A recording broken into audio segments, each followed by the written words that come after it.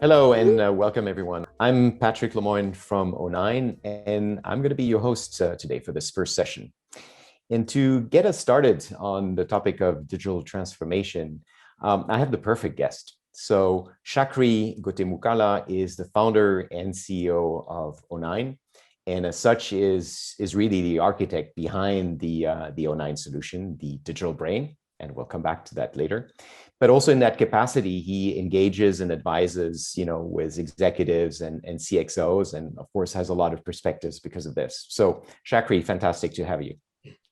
Thanks, Patrick, and thanks to all the AIM 10X members. You are practitioners, you are consultants, you are technologists, and you're doing fantastic work in driving transformation at global enterprises, making them more productive, efficient, sustainable. This is important work, and it's a real honor and privilege to be the keynote speaker at this global AIM 10X event. Chakri, so to get us started, I'd love to tap into your experience. You are indeed working very closely with CXOs and boards and executives, helping them in their digital journey. What are you hearing? What are the key topics? Good question. What am I hearing from CXOs? Let me tell you, if I set the mood a little bit, the current mood is pretty tense and one of tension, frustration. And let me give some context on that, right? If you look at, for example, the recent chip shortage, the semiconductor chip shortage, across multiple industry supply chains, if you take the automotive supply chains, automotive OEMs, the automotive suppliers, the electronics OEMs, electronics part suppliers, everywhere in every one of these companies, the chip shortage has really created some incredible tension. Everyone is trying to scramble to get the additional supply, of course. On the other side, everyone is trying to figure out how to allocate the extremely constrained supply to competing markets and competing customers, competing product lines.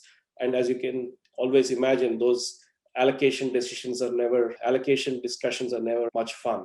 At the same time, at the board level, at the CEO level, companies are asking, how did we get into this situation? Why didn't we know that the demand was going to shift? Why did we get surprised on the supply side?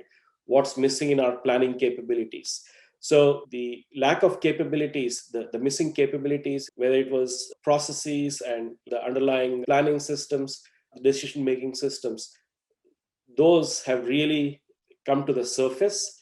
The volatility is going up through the roof, even in consumer products industries that I'm talking to, apparel and footwear, CPG companies.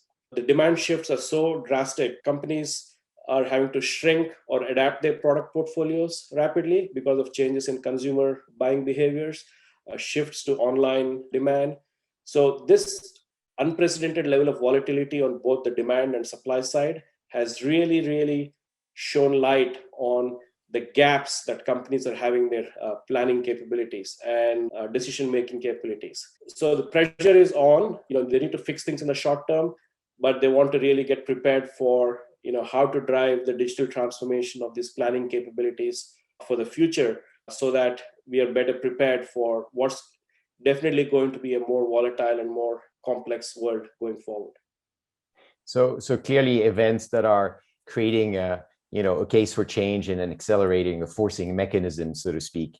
And I guess they're looking at the pure play digital operating models as a model and trying to learn from it. Is that what you're seeing? Yes, that's a great point. So, for example, digital transformation has been on the agenda for some time, right? The Amazons, the Ubers, the success of Tesla, all the digital first operating model companies. Boards have been asking executives, okay, what is our digital operating model? The traditional operating model companies, executives, right? So, what is our response to that? And people have been trying to figure out, how do I drive digital transformation to get some of the advantages, the inherent advantages that an Amazon has with its ability to connect to consumers, with its internal operations across stores to factories, everything being digitized. And all of that provides a lot of advantage in terms of speed, in terms of scale, in terms of knowledge to drive decision-making capabilities that the traditional companies did not have. And so there's always been this desire to drive digital transformation. But I really think that the current situation of the extreme demand volatility and supply volatility has created the forcing function for companies to say, okay, we better get there faster, right? Yeah. So the transition from traditional operating models to digital operating models, and especially the transformation of planning and decision making, has become more critical than ever. And that's where what O9's role in that journey is, that transformation of those planning and decision making capabilities, the myriad of planning processes, right? They have your daily processes, the weekly processes, the monthly processes, you have commercial planning processes and revenue planning processes, supply chain planning processes.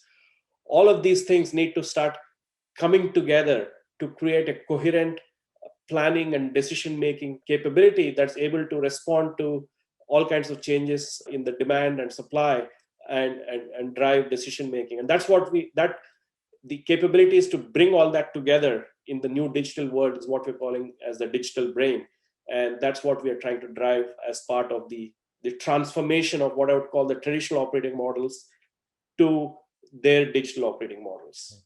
So if I hear you, there's clearly this notion of breaking the silos within the organization, getting people to work closer together, but as I guess also compressing also the time and avoiding the sequence of decision and getting people together. So what is that digital brain? Can you elaborate? This slide, let me take a couple of seconds and I'll explain it. If I think about all the digital transformation initiatives that are going on in companies today, there's a myriad of initiatives, right? Pretty much every company is thinking about, how do I engage with my customers digitally? If you look at it on the left side here, right? So if I'm a consumer products company, whether it's retailers or whether it is CPG companies, everyone is saying, okay, how do I engage apparel and footwear companies? How do I engage with consumers digitally? How do I engage with my retailers and distributors digitally, so that I get some of the advantages of not just getting knowledge from the consumer, but also being able to understand demand better, shape demand better. So those are inherent advantages, for example, that Amazon has always had, being able to connect with the consumers and customers digitally. Most companies, and it's not just the retailers who are looking at it, it's pretty much across the board, consumer products companies in fashion and apparel, to even industrial manufacturing companies who are selling B2B. They're saying, how do I digitally engage with my customer to get the advantages of that in terms of real-time connect, data, and more knowledge, right? And also shape demand. Similarly, a lot of companies are looking at product transformation. How do I embed sensors and IoT devices into the products, whether it is capital equipment kind of products, whether it is medical devices, whether it is toothbrushes, products across the board. People are trying to embed technology into that because of the obvious advantages. I can figure out customer usage, right? If you have a sensor in a tire, you can imagine the advantage of having that kind of information of when the tire is wearing out. You can look at predictive forecasting. You can look at predictive replenishment. It completely transforms how you make decisions if you have that kind of technology embedded into your products. Similarly, companies are looking at automation of the entire operations, from warehouses to factories to stores and logistics. And that gives a whole new level of data and visibility that was always a challenge. Where is my inventory? What's my capacity? Where are my constraints developing? That was very difficult data for traditional companies to get, but there is innovation going on there, right? But if you think of all these things, they're essentially creating new sources of data, no new real-time sources of data. But then the planning and decision-making systems, which is how to bring together my commercial decisions, my supply chain decisions, my financial decisions, that's still been run old school with spreadsheets and antiquated systems that are taking weekly and monthly cycles to run. And so that needs to be transformed in the digital operating models going forward, where they can absorb this real-time data from your customer engagement initiatives, product transformation initiatives, operations initiatives, and absorb all the data. And how do I transform planning and decision making with more real-time data available? That's the focus of the digital brain. Yeah, and what I'm hearing here is part of the value is first a lot more data. So going out and stretching out on both sides to the consumer or to the the device, if it's in the B2B space, all the way to also the supply chain, etc. But also the decision making is no longer in silos, and it didn't matter if it was a very good trade promotion optimization solution and another great inventory solution, etc. If the two are not connected, and they're not connected to the sensor in the tire or whatever, then of course the result is going to be suboptimal.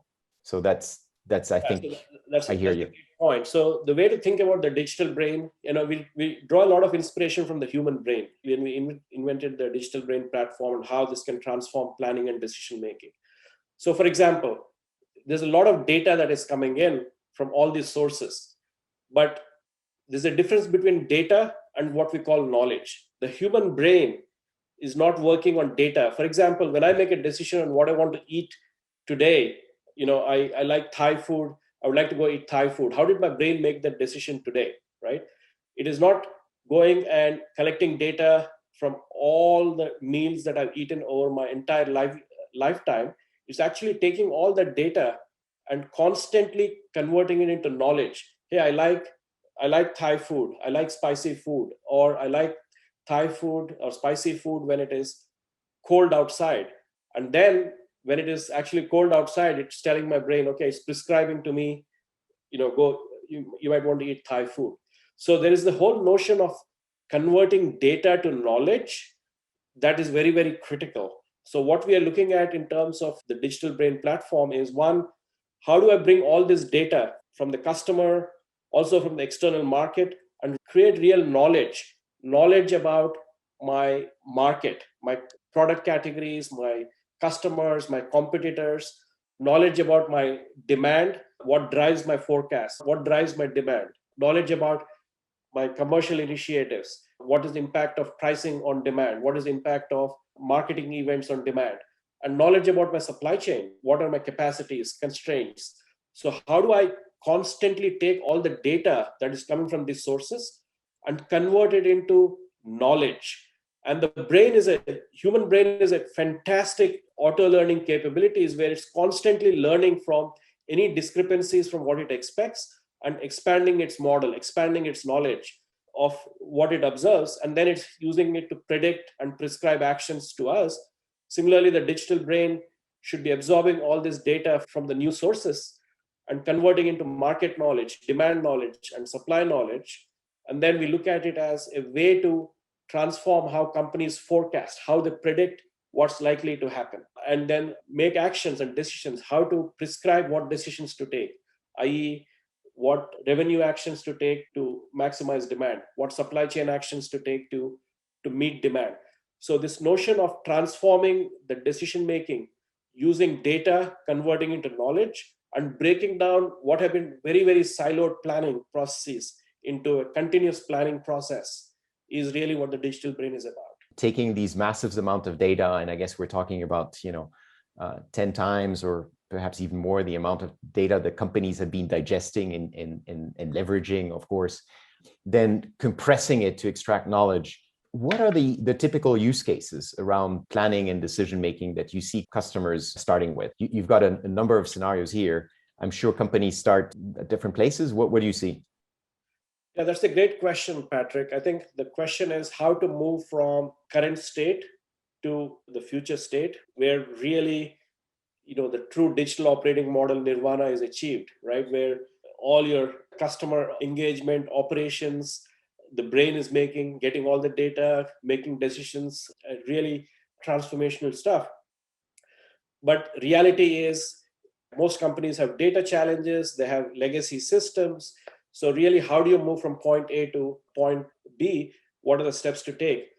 There are a few use cases that are emerging that are very, very high value add. And let me elaborate on those. And I think those are good examples of where clients can start going on this journey. So if you go to the next slide for a second. So what are the high value use cases we are seeing for the digital brain? First and foremost, I think, especially the current situation of the pandemic, everyone has realized that we need to get better at seeing outside the enterprise. Most planning processes have been running based on inward-looking data, my shipments, my historical data. But what are the leading indicators of what is going to drive changes in demand? What are the leading indicators of supply getting constrained. So one of the key aspects of the digital brain is how do we really model my market, my extended supply chain, and really start getting data from external to the enterprise to start understanding changes in demand drivers. So in consumer products industries, for example, companies are looking at getting more and more data about external data about consumers, about leading indicators like weather, leading indicators like consumer purchase behaviors, conditions at local markets, how demand is shifting based on the pandemic drivers. So how do I really get a lot of external data and create knowledge about what is driving demand is number one. Yeah. And I guess, we always think, of course, first the example of the consumer goods industry, but this is just as applicable to B2B or industrial companies. That's a great point. We talked about the automotive supply chain earlier. We are looking at auto suppliers of parts. They are now facing shortages, and they're asking the question, why did we get so surprised about automotive demand, the OEM demand getting impacted, and why didn't we realize that demand was going to go up higher than we had anticipated, right? So they're also looking for leading indicators. Even upstream companies, industrial manufacturers, suppliers of all kinds of components to OEMs, they are looking at leading indicators to help triangulate, what they're getting as demand signals from their customers, the OEMs. They're looking at other leading indicators to figure out how to triangulate and get better at predicting maybe demand is shifting earlier than they're able to catch. Building on the second use case, after the real-time market knowledge, which is very, very key, the second use case, most companies, the forecasting process in most companies have been a problem for a long, long time. Forecasts are the lifeblood of any planning process, but in reality, there's so much friction between sales and supply chain and finance, and it's a consensus process. It takes 1 month to create a forecast every monthly cycle, and the accuracy is always an issue. And we are seeing more and more a trend where ML, machine learning and AI powered forecasting, where it can take in a lot of the drivers that I talked about earlier. Those algorithms are beating the consensus forecast that was generated by a few percentage points very easily. And it will only go better and better as we feed in more and more market intelligence. So this is a big area of the digital brain. How do we transform forecasting to be more ML AI driven and kind of cut down the friction and the tension and the loss of productivity that comes from the traditional ways of forecasting? So that's use case number 2. That's pretty high priority. So you have market knowledge, you have forecasting. The next use case that we are seeing, when we talk about integrated business planning, it's not just about the supply chain. We are seeing a lot of appetite for transformation in the revenue office. The chief revenue officer, the chief commercial officer of organizations, they have the charter to drive growth, and they want to hit the plan, whatever has been committed to, right? We need to drive year-over-year growth, but they have to hit the plan. In a world that is being extremely dynamic, how do I use the analytics and how do I use the data about what's going on in the market to drive that revenue plan? How to allocate my marketing dollars, my innovation dollars? How do I allocate how do I do pricing and promotion optimization and things like that to drive growth, but also to constantly close the gap between the plan and the forecast? So we're calling this revenue analytics planning and gap closure. And it is one of the key areas where there's a lot of interest of using the digital brain capabilities of bringing data and analytics and knowledge together. There's a lot of focus we are seeing. And to me, it's a perfect example, again, about breaking the silos, making sure that as the promotion team is thinking of campaigns to drive revenues in a consumer goods company, at the same time, it is evaluated not only historically which ones have worked, etc., but what is feasible. So from a supply chain, there's no reason to be pushing products where we can already see and anticipate we're going to have a supply problem. So connecting the two sides or even more sides of the organization is super powerful.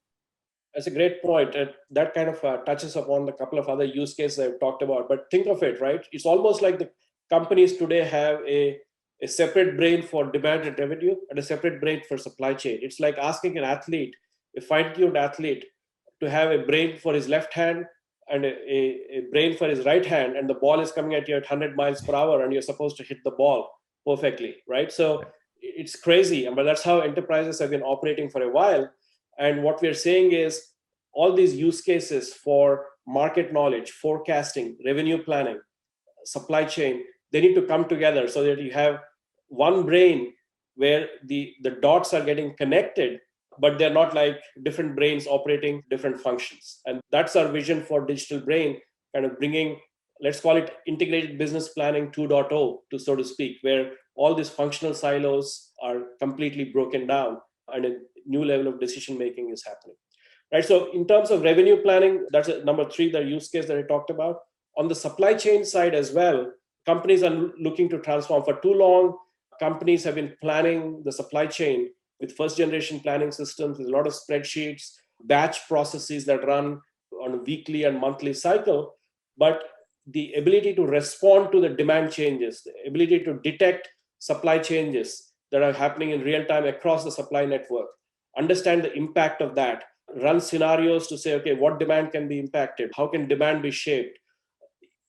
Those capabilities have been lacking, and that's an area that is getting a tremendous amount of focus given the current situations that clients are seeing across the board, right? So supply chain analytics, planning, supply chain control tower. So planning across the horizon, both for the short term, which is where control tower kind of capabilities, we are seeing a lot of clients saying, okay, how do I really respond to demand supply shortages in the real term? But then also the planning to support kind of what we call the sales and operations planning horizon, the 12 to 18 month horizon, where you're ensuring that your supply chain is well positioned in terms of material and capacity to various demand scenarios. So the ability to do that in a much more real-time fashion, the ability to do a lot of scenarios there for the supply chain organization to respond to demand and supply changes, that's a high priority. And then the 5th is what we're calling digital IBP, where you have the revenue planning, you have the supply chain planning, and in most companies the IBP process is pretty static and it's not working in most traditional operating companies, because it's a monthly business plan review. There's a 100-page PowerPoint deck that has to be created. It's really not providing the insights and not driving the integration between revenue, demand, and supply chain and finance as it requires. Yeah. So when we're talking about digital IBP and how to transform that, how do you really drive the scenarios? How do you say, this is what we want to go after in terms of revenue? The demand could be 100, but if you do these actions, it could be 120. If you do these other actions in commercial side, it could be 140. Which scenario should we go after? Should we be going after the 100 demand or the 140 demand? Because those are different commercial investments. Well, that depends on what the supply chain can support. Can I get that answer on what the supply chain can support? Should it be 100, 120, or 140? Well, supply chain might be able to support 120, but at extra cost. It could be supporting 140 at even more extra cost, right? So how do I understand the trade-offs of making those investments versus the risk of the demand, and really create an integrated business plan that synchronizes commercial activities and supply chain activities on an ongoing basis? That's what we're calling digital IBP. And move away from these insight-free PowerPoint meetings to a real live capability where you're able to run scenarios. The management meetings are extremely insightful in what happened, what's likely to happen, what actions to take, how to drive improvement, how to drive accountability. There's a whole transformation that's possible on that side. So if you take these 5 use cases, whether you're a chief revenue officer, you could be looking at revenue analysis. You could be a chief supply chain officer looking at number 4, supply chain planning, a business unit head or a P&L head or a CFO looking at bringing it all together with the digital IBP. The entire company needs better market knowledge. I think the entire company needs a better forecast. So I would really prioritize these 5, and every company needs to improve on each of these tracks. One of the key things that we're looking at is ability to implement these, not as big bang, but how do you start driving rapid and iterative implementations to improve the capabilities, almost like adding Lego blocks over time. So these are some of the things that we are seeing a lot of traction for. Companies are looking to really improve here. And that's what we're helping a lot of our clients with. Okay. No, very good. This is a very precise and very clear short list. I think this is going to be super useful. We're almost at the end of our first session. Perhaps a few last words on how you would recommend companies to get started. Any kind of short-term recommendation? Yeah, I think that's the most important question, right? The desire for transformation is there, how to get from point A to point B. I think over the next few days, there's a lot of panelists who are going to be talking about their experiences with transformation. Let me give you a couple of higher level points, and I think there'll be a lot of other follow-on sessions that will touch upon these. The mindset that traditional operating model companies have about transformation, we think it needs to change. If you think of digital operating model companies like the Amazons and the Ubers, they're really software companies. And those software companies really operate in a fast innovation pace. They're putting out features and capabilities on a monthly cycle like software companies do. They don't think about transformation in years, in 3 years, 5 years. So I think that the mindset of traditional operating companies needs to change to a rapid and iterative innovation mindset, where we can take platforms like O9, platforms for customer engagement, platforms for transformation of your products, platforms for ERP, or platforms for operations automation, and use these platforms to drive incremental and iterative and rapid innovation. And that's the mindset that we need to get to. And there'll always be the data challenges, the process challenges, change management challenges, but all of those could be worked out with a fast innovation mindset. And I'm hoping the rest of the panelists, and I think Sanjeev, the chairman of O9 and co-founder, he's going to be talking about it tomorrow's panel. And I think Umesh, the next keynote on Wednesday, he's going to dive deeper into the digital brain, explain what's the technology, what makes it kind of bridge these silos that we have talked about, bring data and analytics together, but also makes implementation and the prototyping faster, right? So I think we'll get into all those over the next few days. But if there's one thing that I would want to leave the audience with, think about fast innovation, fast transformation, iterative transformation versus kind of getting scared of the big picture is 3 to 5 years out. That's not the way to think about it. That's a great summary. Shakri, thank you so much again for this first session. And to the audience, have a wonderful conference. Bye-bye and enjoy it. Thank you. Thank you, Patrick. And to everyone, thanks for taking the time. A lot of learning and hopefully a lot of action based on the learnings as well. Thank you.